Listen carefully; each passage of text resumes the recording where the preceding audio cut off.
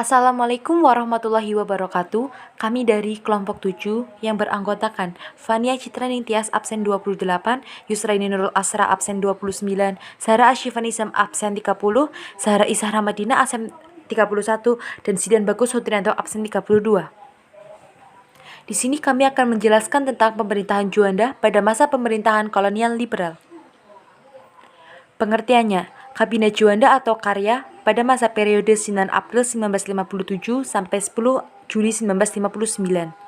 Kabinet Juanda adalah salah satu kabinet yang ada pada masa pemerintahan parlementer.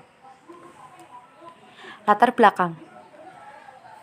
Tahun 1955 sampai 1957, kondisi bangsa menuju perpecahan diakibatkan oleh polarisasi oleh partai-partai dalam pembagian Jawa sampai luar Jawa.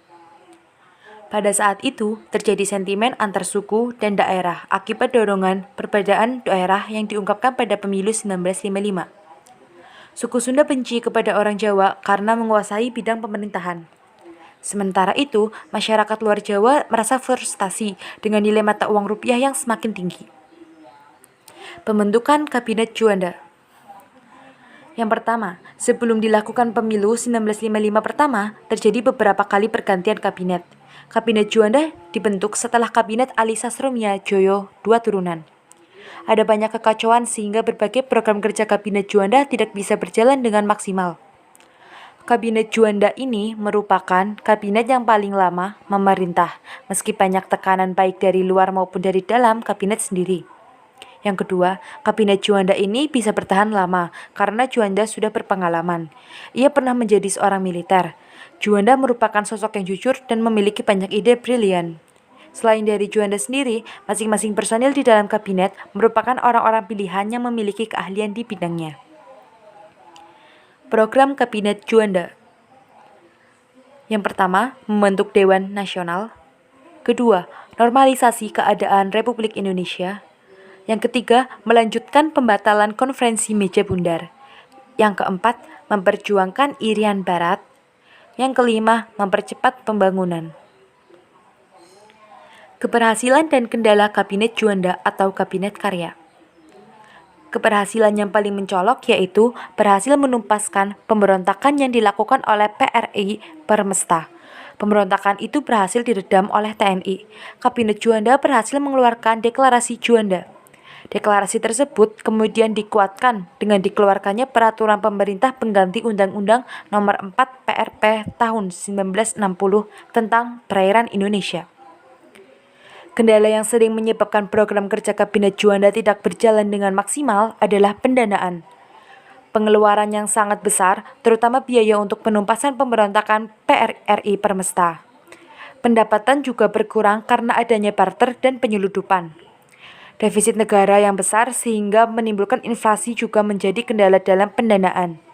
Terakhir adalah bahwa disiplin ekonomi pada masyarakat masih sangat kurang. Ada banyak program kerja yang diselesaikan seperti UU Bahaya, mengganti SOB, UU Wajib Militer, Veteran Pejuang Republik Indonesia atau VPRI, UU Perjanjian Perdamaian dan Persetujuan Pampasan Perang dengan Jepang, UU Penanaman Modal Asing, UU Pembatalan Hak Penambangan, UU Dewan Perancang Nasional, UU Pembangunan 5 tahun, UU Perkumpulan Koperasi, UU Bank Tani, dan Nelayan Deal. Akhir keputusan Kabinet Juanda. Selepas dari konflik kepentingan di tingkat pusat, masalah lain yang harus dihadapi yaitu terjadi pertentangan ideologi dan politik yang terjadi di dalam konstituante. Pertentangan dan konflik ini semakin menjalar ke tingkat tataran masyarakat. Wakil-wakil rakyat bersidang pada 10 November 1956 sampai Januari 1959. Konflik ini cukup menyita energi seluruh elemen, mulai dari konstituante, pers, dan juga masyarakat secara luas. Pertentangan ini terjadi selama 2,5 tahun. Kemudian, Bung Karno muncul dengan membawa konsepnya yang kemudian disusul dengan gagasan demokrasi terpimpin. Namun, masalah belum bisa diselesaikan karena ada kebingungan dengan cara apa yang akan digunakan untuk melaksanakan demokrasi terpimpin. Singkat cerita, Pemerintahan Juanda kemudian menyimpulkan bahwa demokrasi terpimpin harus dilaksanakan dalam rangka kembali pada UUD 1945. Ide ini kemudian disetujui oleh Presiden dan diajukan kepada Dewan Menteri pada tanggal 19 Februari 1959.